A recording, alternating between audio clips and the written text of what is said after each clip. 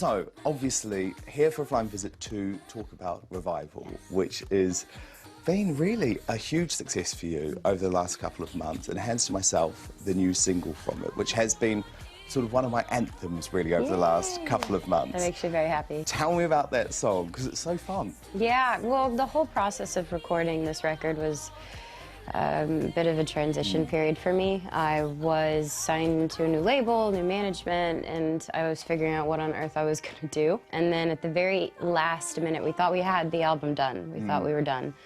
We just booked a couple of days in the studio. We were like, oh, let's just see. My favorite writers that I worked with, I was like, let's just see what comes up out of it. And we did Hands to Myself. I mean, I could, but why would I want to?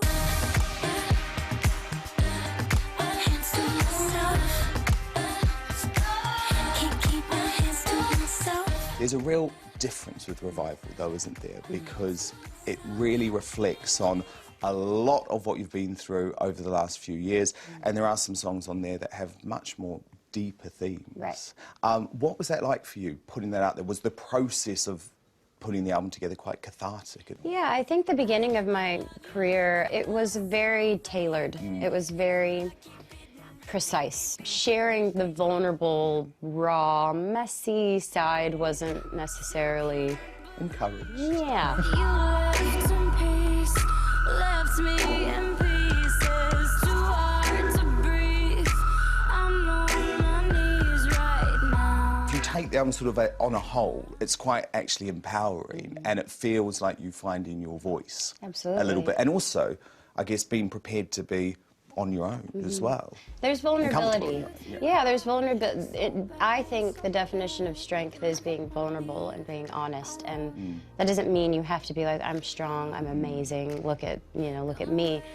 You can have those moments, but you won't have those moments unless you're like, I've been broken, I've felt things, I've messed up a lot, and I'm okay saying that. 'Cause I just wanna look good for you, good for you. I just wanna look good for you, good for you.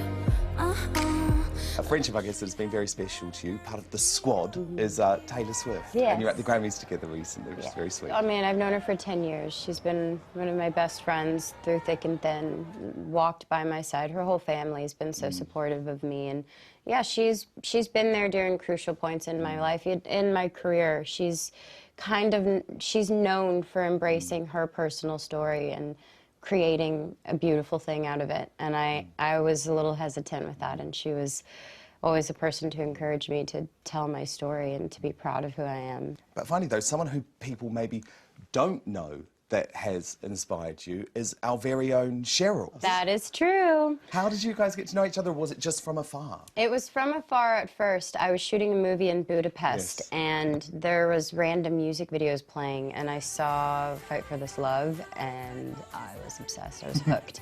And I actually had a layover in London, and they didn't sell the record in America, and I was running to try to catch my connecting flight, but I needed to get the CD while I was here. Well, Selena, thank you so much for joining us. I know you're only here for such a short amount of time, and I'm completely obsessed with Revival. Thank you, I appreciate it. So I'm going to keep on listening. And Hands to Myself, obviously, out right now. Yay.